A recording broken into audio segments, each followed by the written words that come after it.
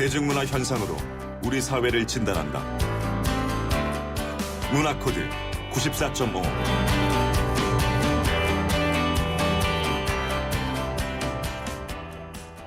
네, 매주 화요일에는요, 뉴스 안에 담긴 다양한 대중문화의 코드를 읽어봅니다. 문화코드 94.5.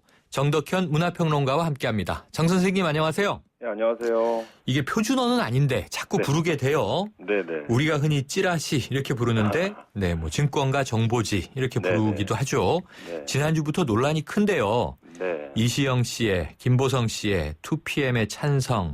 네. 이게 연예계의 고질적인 문제 중에 하나죠. 그렇습니다. 확인이 안 된 정보들이 마치 사실처럼 막 유포화되고, 네. 그리고 이게 계속 유포되다 보면 진짜 막 사실처럼 막 굳어져 버리는 경우도 굉장히 많이 벌어지고 있거든요. 네. 요즘은 그래서 또 대응하는 것도 굉장히 강경 대응으로 많이 하는 것 같아요. 연예인들이. 예전에는 그냥 놔두는 경우도 많았는데 네. 요즘은 특히 그런 걸 많이 강경 대응하더라고요. 초기에 진압을 안 하면 실제 사실로 굳어져 버릴 가능성이 높기 때문에 그런데요. 사실 연예계에 이런 사건들이 많이 벌어지는 건 아무래도 이게 주목되는 존재들이잖아요. 그렇죠. 그래서 많이 보이는 거고요. 인터넷 어느 구석을 다 들여다봐도 사실 정보가 이렇게 왜곡되고 하는 건 굉장히 많다고 봅니다. 왜냐하면 이 정보가 기본적으로 양이 많아서 생기는 일이거든요. 이게 너무 많은 정보들 속에서 진위 파악하기 어렵고, 그래서 또 그럴듯한 이야기에 더 많이 시선이 쏠리게 되는 뭐 이런 것들이 아마 이런 고질적인 문제를 계속 만들고 있는 것 같습니다. 그렇죠. 누가 어떻게 만들어내는지 모르지만 그냥 네. 이 대중심리는 아니 땐 굴뚝에 연기 나겠어? 이러고 이제 예, 믿어버리는 맞습니다. 심리가 있잖아요. 예. 자, 실제로 많은 사람들이 받아본 적이 있고 또 이것을 신뢰한다고 합니다. 네. 저도 간혹 SNS로 날라와요. 정 선생님 더 많이 날라오시겠죠? 저는 뭐 엄청 네. 많이 날라옵니다. 이거 왜 신뢰하는 겁니까? 저는 잘 신뢰하지 않는데요. 네. 사실 실제로 이런 조사를 해본 적이 있다고 합니다. 그러니까 영화 찌라시라는 영화가 있었잖아요. 그랬죠. 제작진이 대한민국 10대에서 50대 남녀 5,210명을 대상으로 무기명 리서치 조사를 했는데 네. 그 결과가 놀랍습니다. 찌라시 받아본 적 있느냐는 설문에는 83.2%가 받아본 적이 있다. 아이고, 이렇게 얘기했고. 거의 다 받아봤네요. 네, 찌라시 정보를 얼만큼 신뢰하느냐 이게 더 놀라운데요. 네. 73.1%가 신뢰한다고 얘기해요. 아이고, 엄청난데요? 사실은 이게 굉장히 믿기 어려운 얘기인데 어떻게 희한하게 이런 상황에 대해서 이게 신뢰한다는 답변이 굉장히 많은 뭐 이런 부분들이 있는데, 저도 이런 경험을 굉장히 많이 하거든요. 저는 직업적인 특성상 그런 게 많이 있는데, 사실은 저 같은 경우는 진짜 사실도 많이 듣기 때문에 네. 금방 또 이 진입 파악이 되는 경우가 많습니다. 그러니까 이 고급 정보를 가지고 계시면 이것이 진짜인지 거짓인지 좀 판별할 수 있는 기준점들이 있는데 네네. 대중들은 그냥 10개 중에 하나가 맞았던 네. 경험이 있으면 그렇죠. 이번에도 맞겠지 이러잖아요. 약간 73.1%가 신뢰한다고 얘기를 했으면 네. 지금 4명 중에 3명이 신뢰하는 상황이잖아요. 대부분 믿는다는 얘기죠. 아이고, 그러네요. 자, 이 사람들이 이야기 나눌 때 보면 네. 분명히 찌라시, 이 증권가 정보지에 나오는 이야기다라고 출처를 하는데 네네. 그러면은 이거 루머지 일단은 확인되지 않은 내용이야. 그러고 네네. 기다려야 되는데 네네. 그 내용을 진짜라고 받아들이는 이 대중들의 심리는 어떤 겁니까? 이게 사실은 이게 공표된다는 것 자체가 네. 사람들한테 뭔가를 던지는 겁니다. 네. 그러니까 진짜 정보는 안 알려주거든요. 그게 뒤에 가려져 있기 때문에 이 정보가 뭔지 사실 잘 모르는 상황이잖아요. 근데 네. 뭔가를 던지기 때문에 그 사실 자체를 믿는 것보다는 사실이었으면 하는 것들, 뭐 그럴 것이다라고 생각하는 것들, 네. 이런 걸 자꾸 믿게 되는 거죠. 예전에 그 타블로시 학령 논란 사건 떠올려요. 아이고, 유명했죠. 네. 팩트가 엄청나게 많이 나왔거든요. 실제로 가서 뭐 취재도 하기도 하고 네. 그랬는데도 불구하고 음모론으로 다 몰아버렸습니다. 그 자체도. 결국 정보라는 게 생산자 의도대로 소비되는 게 아니고요. 소비자가 소비하는 방식으로 소비되는 거거든요. 네. 그러니까 요 사이에 딱 끼어드는 게 바로 찌라시라고 할 수 있는 거겠죠. 아, 그렇군요. 아주 이 절묘한 찌라시가 또 생존할 수 있는 사회적인 틈새가 있는 거군요. 있습니다. 예. 이거 중요한 얘기네요. 정보는 생산자의 의도대로 소비되지 않는다. 네. 소비자가 소비하는 방식으로 소비된다. 네. 항상 명언을 하나씩 던져주세요. 명언은 아닌데.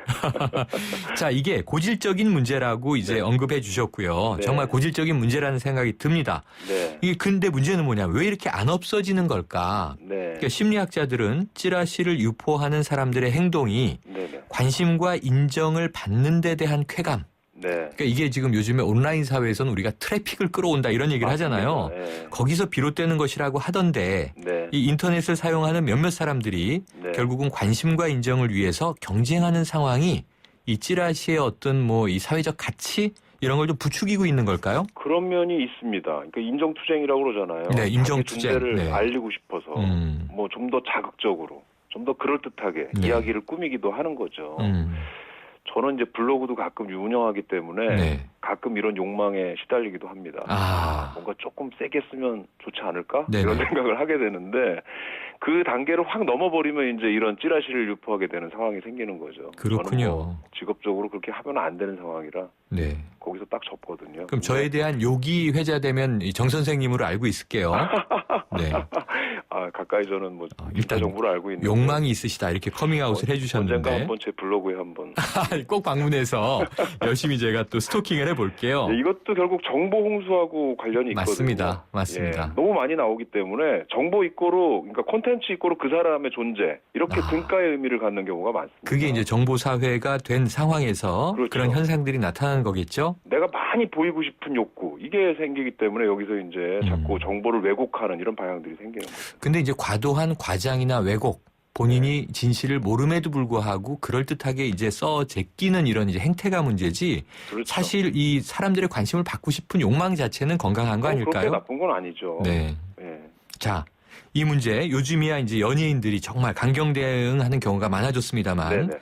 대부분은 그냥 감수하고 넘어가는 일이 아직도 더 많은 것 같고요. 네네. 과거에는 그랬던 것 같은데요. 의뢰이 네. 그러려니 유명세려니 네. 이 처벌이 강력하지 않다는 것도 이 찌라시가 양산되는 하나의 저 배경이 되지 않습니까? 예, 근데 이제 처벌만의 문제는 아닐 것 같고요. 네. 사실은 처벌한다고 해도 그렇다고 해서 이 처벌을 만약에 당했다고 했다고 해봐요. 근데 그 찌라시 내용이 왜곡된 것이다. 이렇게 신뢰하는 방향으로 확 돌아서는 경우가 별로 없습니다. 네. 그러니까 강경 대응을 하는 게 어떤 면에서는 저거 진짜 사실 아니야? 뭐 이런 식의 의심을 더 살 수 있는 부분들도 많이 생기고요. 네. 진짜 같은 느낌을 자꾸 주는 거 이거 사실은 더 위험할 수도 있는 부분이라 강경 대응을 많이 안 하고 있는 부분들이 있죠. 근데 최근에는 굉장히 강경 대응을 하는 방향으로 많이 흘러가고 있습니다. 네. 왜냐하면 가만히 있어도 어차피 기정사실화되는 그런 흐름으로 가기 때문에 네. 빨리 왜곡을 막으려고 하는 거죠. 그렇군요. 네. 그러니까 이제 워낙 정보 확산의 속도가 빨라지다 보니까 네. 뭐 나도 모르게 나에 관한 소식이 어젯밤에 뿌려졌는데 네. 아침에 눈 뜨고 일어나면 그게 다 세상이 다 알고 있는 거잖아요. 그렇죠. 심지어는 실시간 검색어 1위 뭐 이렇게 올라 있으면 깜짝 놀라는 거 아닙니까? 그렇습니다. 저는 그러면은, 아무것도 네. 안 했는데 저는 그런 사람이 돼 있는 거죠, 갑자기. 예. 그렇군요. 이게 참 그러다 보니 초기에 즉각 대응을 하지 않으면 네. 이것이 끝도 없이 확산되다가 사실이 아닌 것이 사실로 굳어질 수 있겠구나 하는 두려움이 그렇죠. 누구라도 생기겠어요. 그렇죠. 다행히 유명한 분들은 참 이게 곤란하겠어요, 정말. 이미 그 상황이 되면 네. 이거 밖으로 돌리려고 해도 굉장히 어렵게 됩니다. 네. 네. 자, 그렇다면요, 이 앞으로도 관련된 뉴스들을 우리가 정말 많이 보게 되지 않을까 싶은데요. 네네. 이거 어떻게 좀 대책을 세우고 어떤 우리의 또 인식의 변화가 필요하다고 보십니까? 사실은 이런 뉴스 굉장히 우리 피곤합니다. 네. 사실 어떤 면에서 약간 공해거든요. 정보의 공해라고 볼 수 네. 있는데 찌라시는 차단하는 가장 효과적인 방법이 결국은 언론 매체들이 그걸 뉴스화하지 않으면 되거든요. 네. 사실 이 찌라시 자체는 많이 나올 수밖에 없는 구조인데 그냥 없어져 버리면 아무 힘을 발휘하지 않기 때문에 네. 별 문제를 안 만듭니다. 근데 문제는 뭐냐면 언론 매체들이 자꾸 이걸 뉴스로 장사를 하는 데에서 비롯되는 거거든요. 그러니까 카더라 통신은 뉴스로 나오기 전까지는 별로 힘이 없어요. 그냥 기정사실로 믿어지는 경우도 별로 없고요. 근데 언론이 알 권리 같은 이상한 논리로 찌라시를 끄집어내가지고 이걸 가지고서 클릭 장사를 많이 하는 거죠. 그러다 맞습니다. 보니 이런 게 나오는데 사실 알 권리라는 말 참 이상한 것 같아요. 누가 그거 보고 싶어 하는지 사실 모르겠고요. 그 권리인지도 사실은 잘 모르겠습니다. 근데 어쨌든 언론이 조금은 좀 책임 있는 자세가 필요하지 않나 하는 생각입니다. 근데 지금 언론을 통해서 라디오 방송으로 청취자분들이 이 이야기를 듣고 계시지만 정말 네. 책임감을 느껴야 될 것 같아요. 왜냐하면은 맞아요. 유령이나 투명인간처럼 지나갈 수 있는 것들을 실시간 네. 검색어에서 대중이 관심 있다고 끄집어 올려서 네. 기성 미디어가 방송하는 순간 그 찌라시의 정보에 힘을 실어주는 것이 될 수가 있다. 맞습니다. 예. 그냥 놔두는 것이 옳지 않을까. 그렇죠. 아유, 정말 오늘 중요한 말씀 주셨습니다. 다음 주에도 또 기대하고 있을게요. 네네. 네, 정 선생님 오늘 말씀 감사합니다. 감사합니다. 문화코드 94.5 정덕현 문화평론가와 함께했습니다.